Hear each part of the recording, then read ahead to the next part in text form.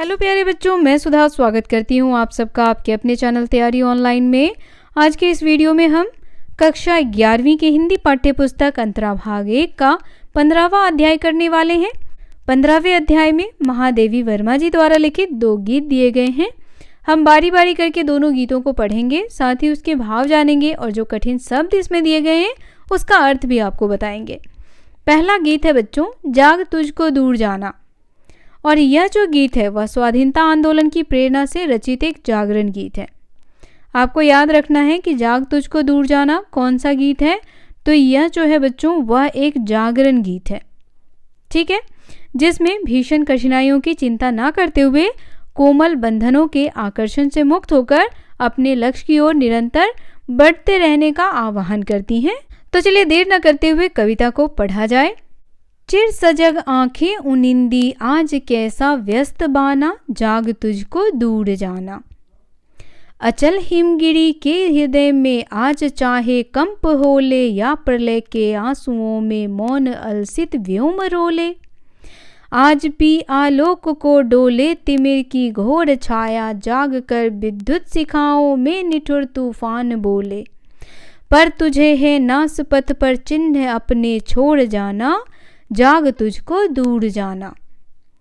तो सबसे पहले यहाँ से यहाँ तक की पंक्तियों को अच्छे से समझेंगे, उसके बाद आगे पढ़ेंगे। अब देखिए, पहला शब्द जो है वह है चिर। चिर शब्द का अर्थ होता है बच्चों दीर्घकालीन। यहाँ मैं लिखते भी जा रही हूँ ताकि ये चीज़ें आपको याद रहे और हो सके तो आप इसे अपनी नोटबुक में भी नोट करते जाएं। दीर्घकालीन यानी जो बहुत दिनों तक बना रहे उसे कहते हैं। उनिंदी, उनिंदी शब्द का अर्थ होता है आलस्य या नींद से भरा हुआ। आप क्या कह सकते हैं? नींद से भरा हुआ, या आप कह सकते हैं आलस्य, ठीक है। व्यस्त बाना, व्यस्त बाना यानी बिखरा या अस्त व्यस्त। यहाँ है ना व्यस्त बाना। व्यस्त बाना शब्द का अर्थ होता है बिखरा। क्या होता है? बिखरा या अस्त व्यस्त वेश। तो पहली पंक्ति में कवि पथिक से कहती है कि हमेशा से तेरी आंखें सजग व सचेत रही हैं और आज तुम्हारी आंखें कैसी दिख रही हैं? उनिंदी यानी नींद से भरी हुई, आलस्य से भरी हुई। तो यहाँ पे कहती हैं कि तुम अपने नींद और आलस्य को छोड़ो और जागो, क्योंकि तुम्हें एक लंबा रास्ता तय करना है। आगे है अचल हिमगिरी के हृदय में आज चाहे कंप होले। अचल यानी स्थिर। क्या होता है अचल? स्थिर। हिमगिरी हिमालय को कहा गया है।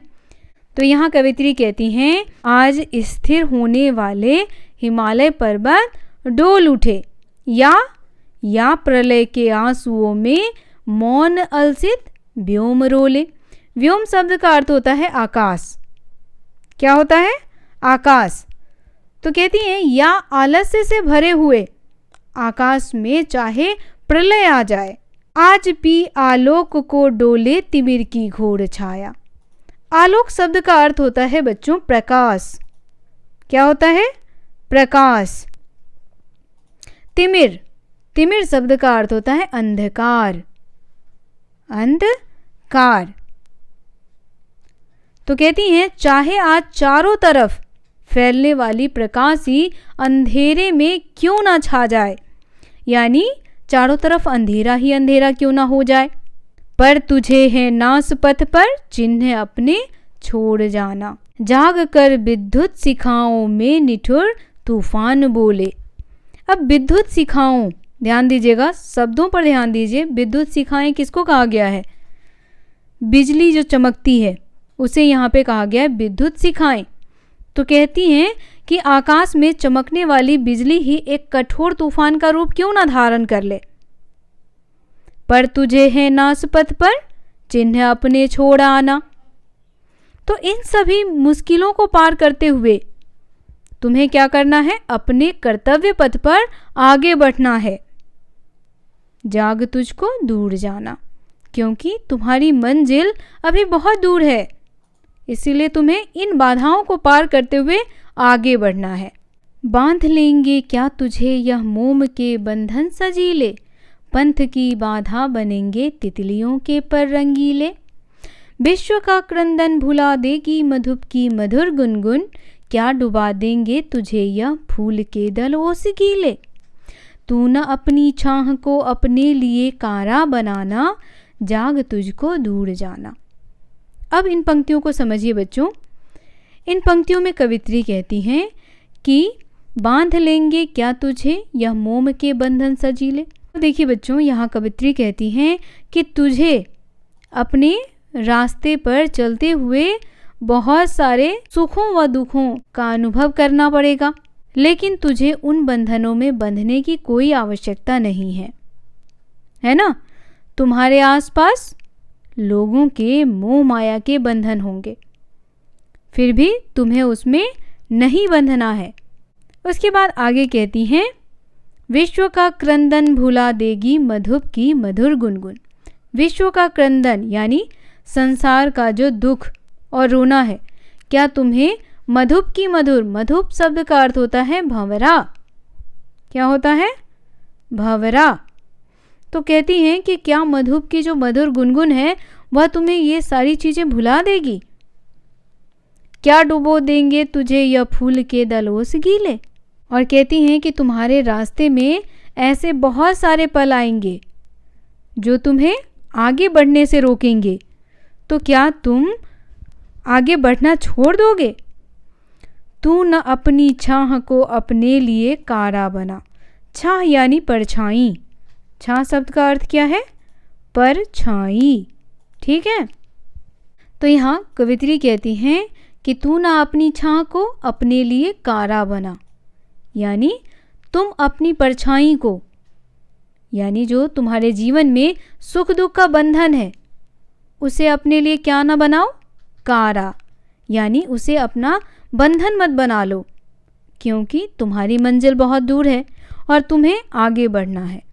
तो इसीलिए कहती हैं, जाग तुझको दूर जाना।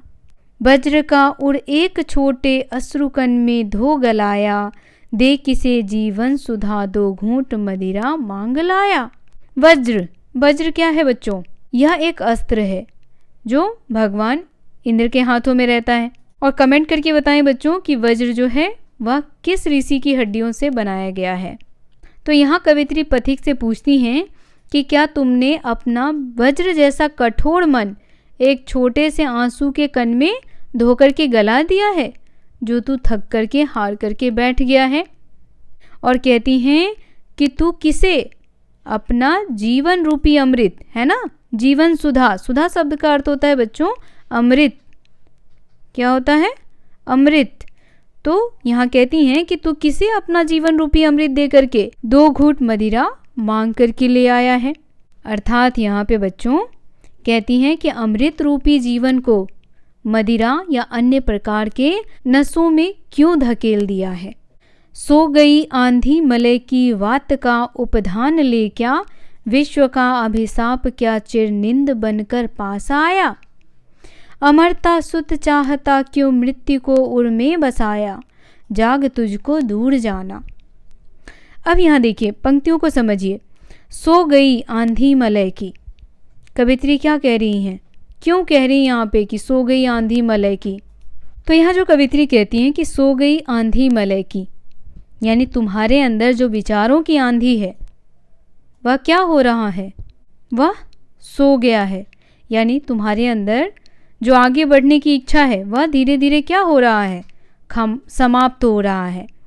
वात का उपधान ले क्या, वात शब्द का अर्थ क्या होता है, यहाँ पे कहा गया ना वात का उपधान। वात का उपधान शब्द का अर्थ होता है बच्चों हवा का सहारा। क्या होता है? हवा का सहारा।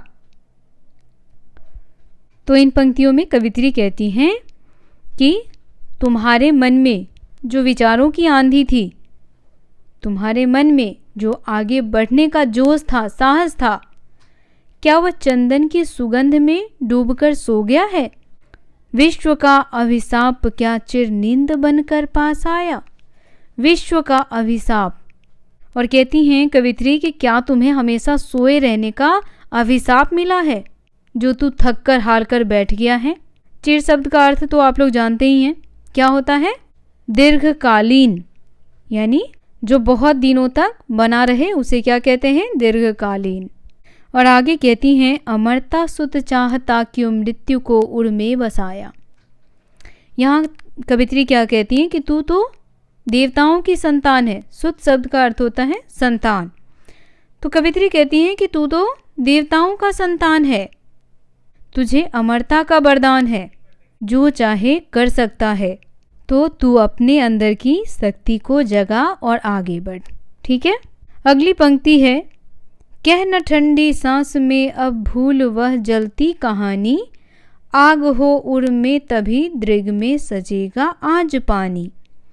हार भी तेरी बनेगी माननी जय की पताका, राख क्षणिक पतंग की है अमर दीपक की निशानी।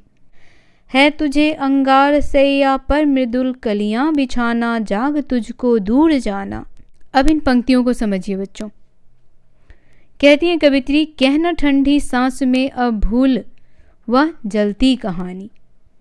कहती है तू मत बोल कि आज तू अपने अतीत की जलती हुई कहानी को भूल गया है। आग हो उर में तभी दृग में सजेगा पानी। उर शब्द का अर्थ होता है हृदय। क्या होता है बच्चों? हृदय। और दृग शब्द का अर्थ होता है आंख। आंख भी कह सकते हैं, लोचन भी कह सकते हैं, नयन भी कह सकते हैं। तो कहती हैं अगर तेरे हृदय में आग है, तेरी आंखों में पानी आ पाएगा।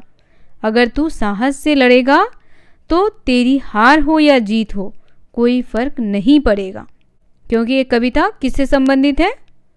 स्वाधीनता आंदोलन से संबंधित है। आगे कवित्री कहती हैं हार भी तेरी बनेगी माननी जय की पताका। अगर तू साहस से लड़ेगा तो तेरी हार भी क्या बनेगी? जीत। यानी हार हो या जीत कोई फर्क नहीं पड़ेगा, क्योंकि तेरा कर्तव्य है लड़ना। लड़कर तू अगर हार भी जाएगा तो तू विजय ही बनेगा।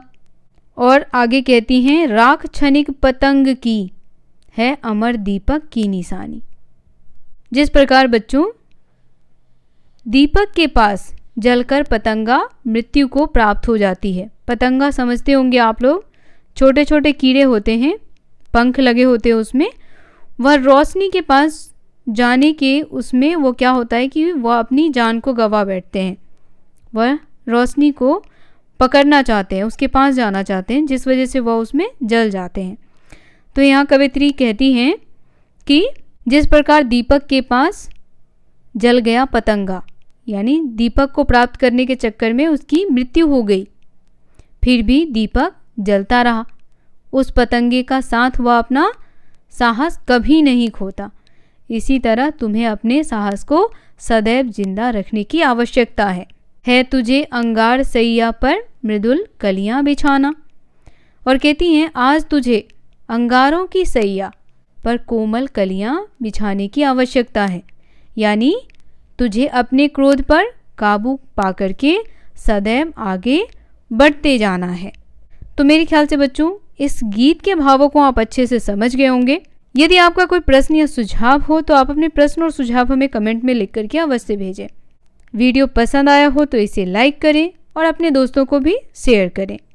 मिलते हैं आपसे महादेवी वर्मा जी द्वारा लिखित दूसरे गीत के साथ। तब तक के लिए आप सभी का धन्यवाद।